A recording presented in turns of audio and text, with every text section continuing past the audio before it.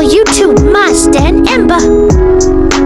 Kisah Aswad Al-Ansi, nabi palsu yang sempat menguasai Yaman.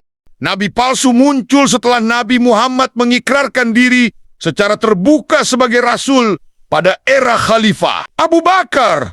Gerakan nabi palsu ini kian masif. Kala itu, banyak kaum muslimin yang tertipu. Mereka murtad dan percaya pada nabi-nabi palsu tersebut. Di kalangan Banu Asad, banyak orang yang menyambut Tulaihah, yang mendakwakan diri nabi dan mendapat dukungan ketika ia meramalkan adanya tempat mata air tatkala golongannya sedang dalam perjalanan hampir mati kehausan. Kalangan Banu Hanifah, banyak juga yang menyambut Musailimah ketika ia mengutus 2 orang pengikutnya kepada Nabi Muhammad dan memberitahukan bahwa Musailimah juga nabi seperti dia, dan bahwa separuh bumi ini buat dia dan separuh buat Quraisy. Tetapi Quraisy golongan yang tidak suka berlaku adil. Juga penduduk Yaman mengenal nama Aswad Al-Ansi yang bergelar Zulkifl atau orang yang berkudung tatkala orang ini menguasai Yaman dan mengusir wakil Nabi.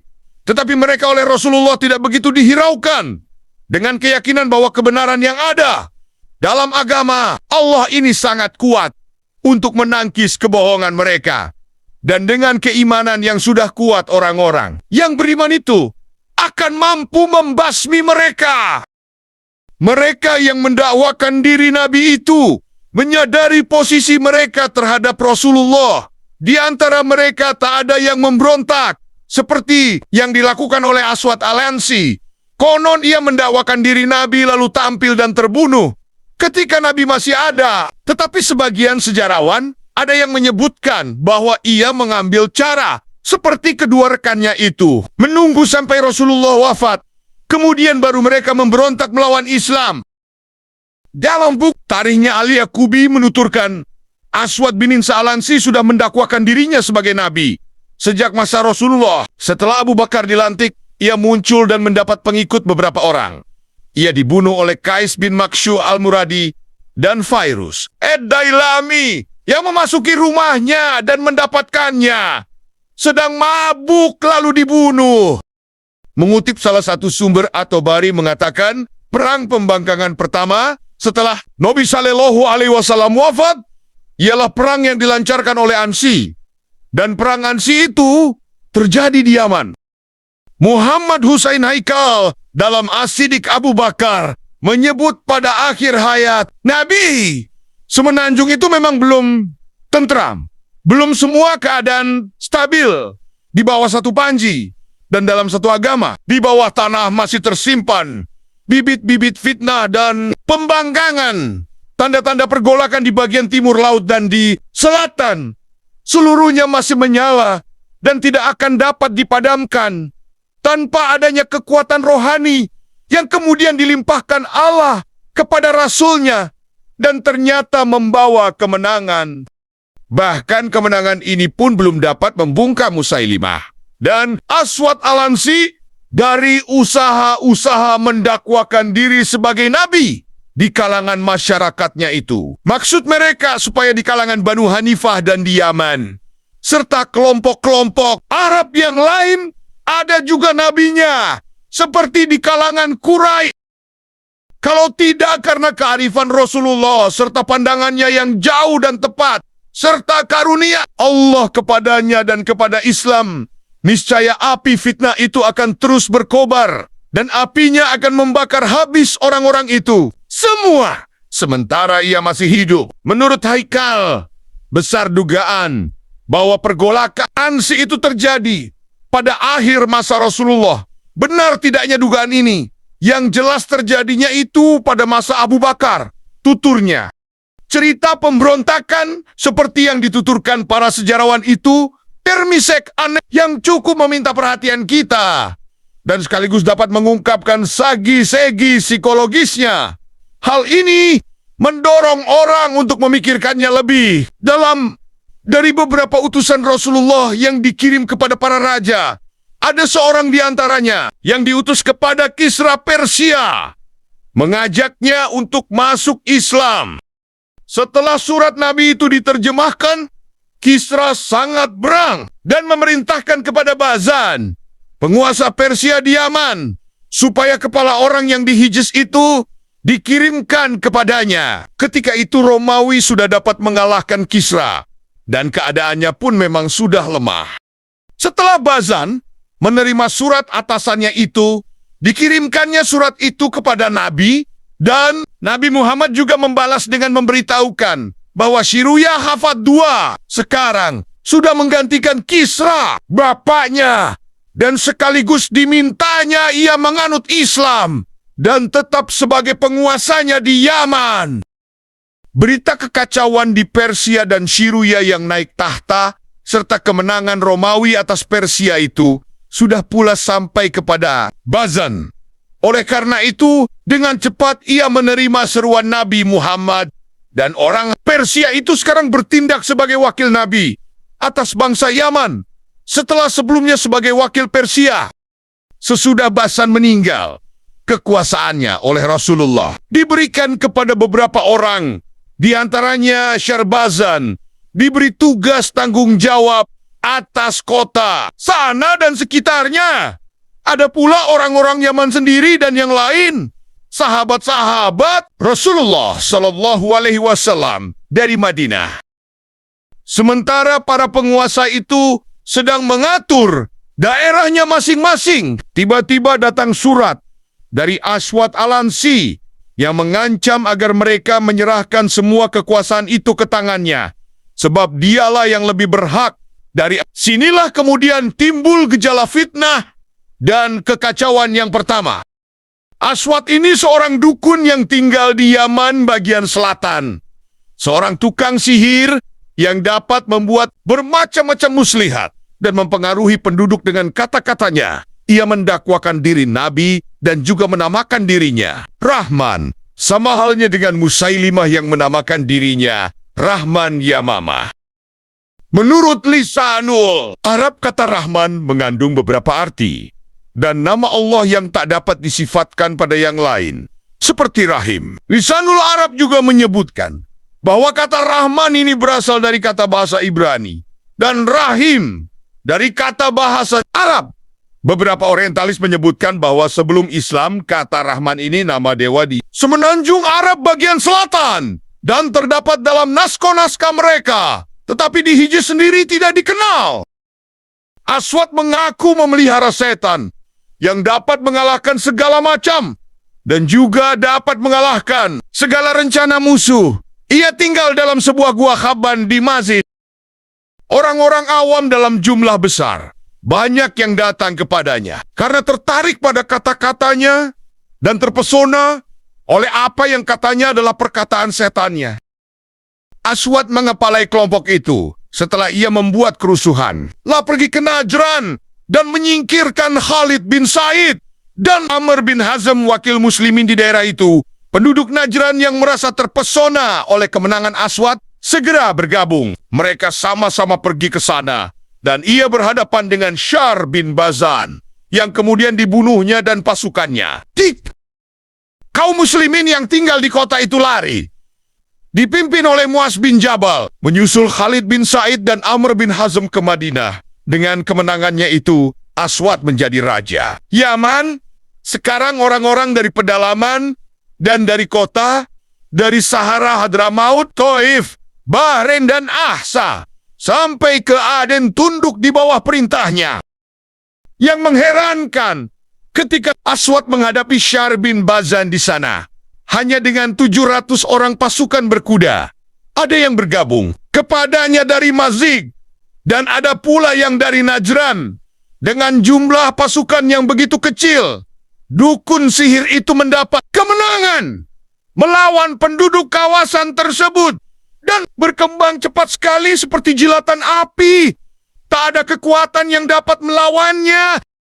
Kalau kita hendak menafsirkan peristiwa itu, barangkali kita dapat mengatakan bahwa negeri-negeri itu memang sedang berada di bawah kekuasaan Persia. Setelah itu, kemudian di bawah kaum muslimin yang datang dari Hijaz. Kita pun tahu permusuhan yang sudah ada sejak lama berakar antara Yaman dengan Hijaz.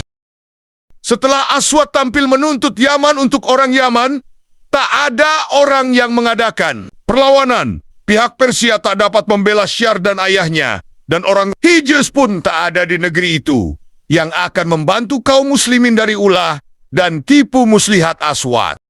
Menurut Haikal, dapat juga ditafsirkan dari segi lain, yakni negeri ini memang sudah menjadi ajang berbagai macam agama, Yahudi, Nasrani, dan Majusi. Agama-agama ini berdekatan pula dengan berhala-berhala dan peribadatan masyarakat Arab.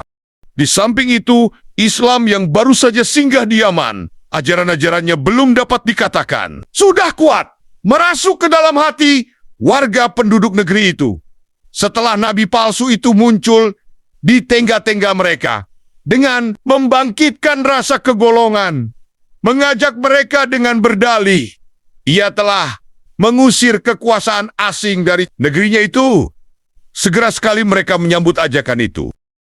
Tak ada jalan bagi kaum muslimin selain melarikan diri, dan bagi orang-orang Persia yang masih ada di tempat itu, tak ada jalan lain siling, tunduk, atau mati.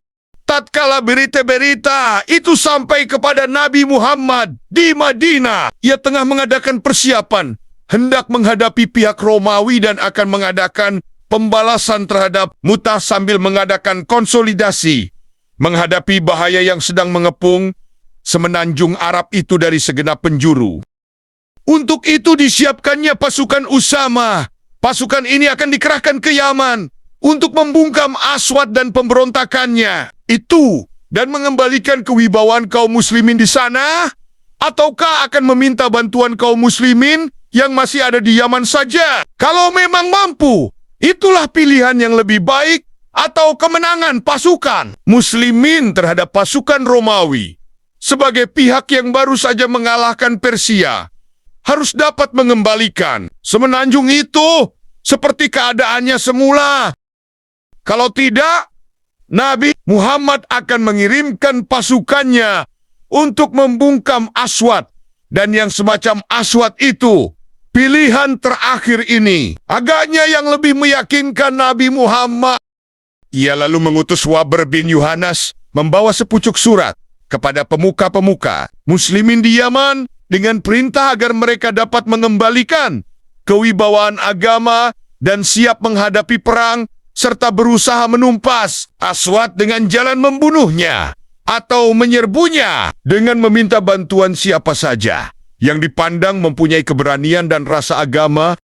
Cukup dengan keputusan itu yang diambil Rasulullah mengenai Yaman. Perhatian selebihnya ia curahkan untuk menyusun pasukan Usama dan mengalahkan kekuatan Romawi. Tak lama kemudian setelah itu, Rasulullah jatuh sakit, dan ini mengakibatkan tertundanya keberangkatan pasukan Usama.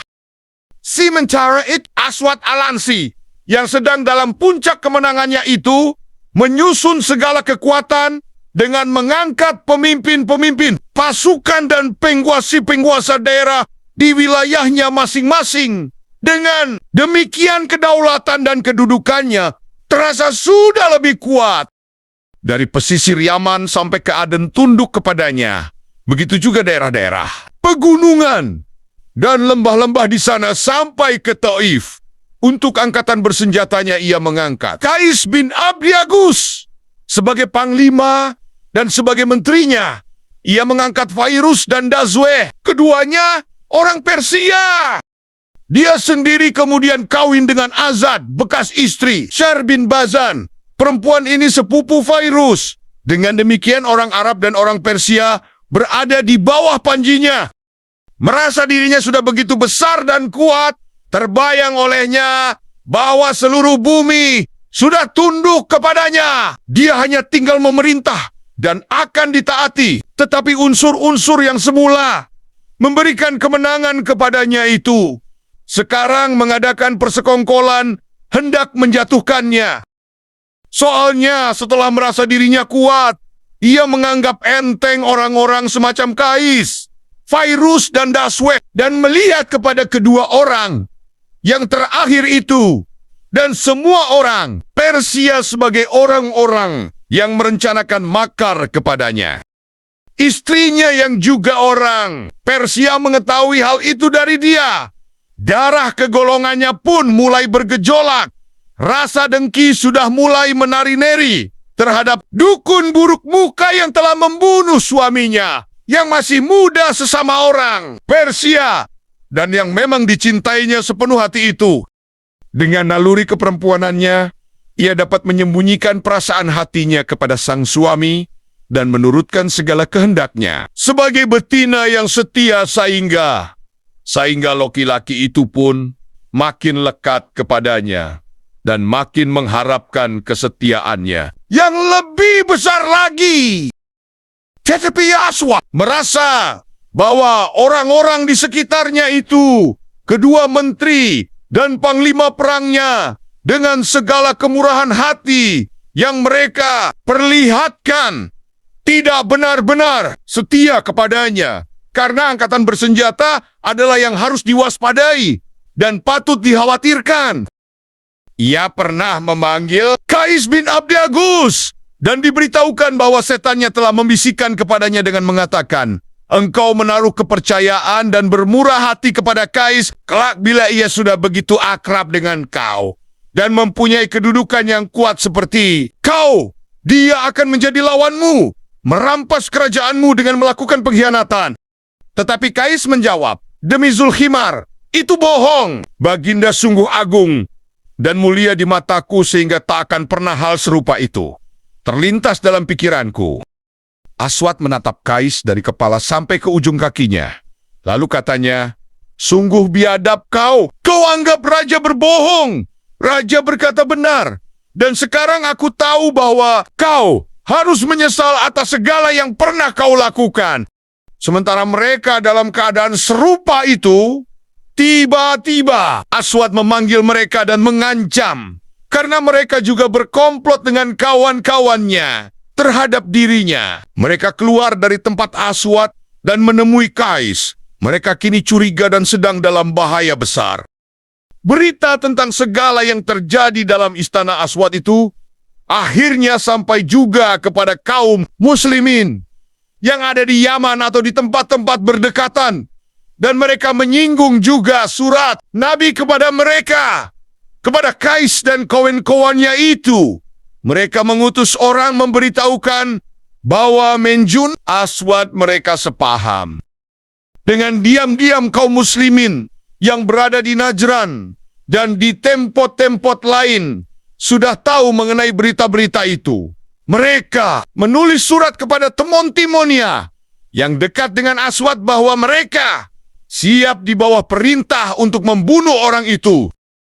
Tetapi teman-teman itu meminta mereka jangan tergesa-gesa dan supaya menunggu di tempat masing-masing. Dan jangan melakukan sesuatu yang akan menimbulkan kecurigaan Aswad dan orang-orangnya terhadap mereka. Itulah pendapat orang-orang yang dekat dengan Aswad. Sebab menurut pendapat mereka melakukan pembunuhan gelap akan lebih menjamin keberhasilannya daripada menghadapinya dengan perang. Azad, istrinya, juga sudah melibatkan diri dalam komplotan itu meski ia pura-pura memperlihatkan cintanya yang lebih besar kepada Aswad. Dia sudah menyediakan diri mengadakan hubungan dengan Fairuz, Dazwe, dan Qais, dan bersama-sama dengan mereka mengatur siasat untuk melakukan pembunuhan itu. Dia yang menunjukkan kepada mereka kamar tidur suaminya, serta diperlihatkannya juga bahwa di sekitar istana tempat ia tinggal bersama suaminya itu diadakan penjagaan di segenap penjuru, kecuali di bagian belakang kamar itu. Bila malam sudah tiba, mereka supaya membuat lubang dan masuk dari lubang itu ke dalam kamarnya. Di situ, musuh mereka itu dibunuh. Dengan demikian mereka dan perempuan itu dapat melepaskan diri. Rencana itu mereka laksanakan. Di waktu subuh, mereka saling memanggil dengan sandi yang sudah soma-soma mereka sepakati. Dan mereka berseru secara Islam, sambil rami-rami mengatakan, "Kami bersaksi bahwa Muhammad Rasulullah dan bahwa Siabahala, yaitu nama Aswad Alansi pembohong. Kepala orang itu dilemparkan dan para pengawal istana segera mengepung mereka. Orang ramai bersorak di kota dan dalam subuh buta itu. Orang keluar beramai-ramai. Sebentar keadaan jadi kacau, tapi kemudian tenang kembali setelah Kais dan Dazwe menguasai keadaan, baik dalam keadaan tenang atau dalam keadaan kacau sebelumnya. Besar sekali pengaruhnya buat aspek. Jadi terbunuhnya Aswad itu sebelum Rasulullah wafat atau sesudahnya. Dalam hal ini, menurut Haikal, pendapat orang tidak sama. Di atas sudah kita sebutkan sumber yang dari Yaqubi. Tetapi Tabari dan Ibnu Asir menyebutkan bahwa Aswad mati sebelum Rasulullah berpulang ke rahmatullah dan bahwa pada malam kejadian itu Nabi SAW sudah menerima wahyu tatkala berkata, Al-Ansi dibunuh oleh seorang laki-laki yang mendapat berkah dari keluarga orang-orang yang penuh berkah. Ditanya siapa yang membunuh, beliau menjawab, dibunuh oleh Fairuz. Sumber lain menyebutkan bahwa berita kematian Aswad itu baru sampai ke Madinah setelah Rasulullah wafat. Dan bahwa itulah berita baik pertama yang sampai kepada Abu Bakar ketika ia di Madinah. Selanjutnya sumber itu menyebutkan bahwa Fairuz berkata, setelah Aswad kami bunuh, keadaan kita kembali seperti semula di tangan Muaz bin Jabal. Dan dia yang mengimami salat kami, tinggal harapan bagi kami orang yang kami benci. Sudah tak ada, kecuali pasukan berkuda teman-teman Aswad. Kemudian setelah datang berita kematian, Nabi di mana-mana timbul kegelisahan. Itulah kisah Nabi palsu di zaman Rasulullah. Terima kasih sudah menonton. Semoga video ini bermanfaat. Subscribe, like, share, dan komen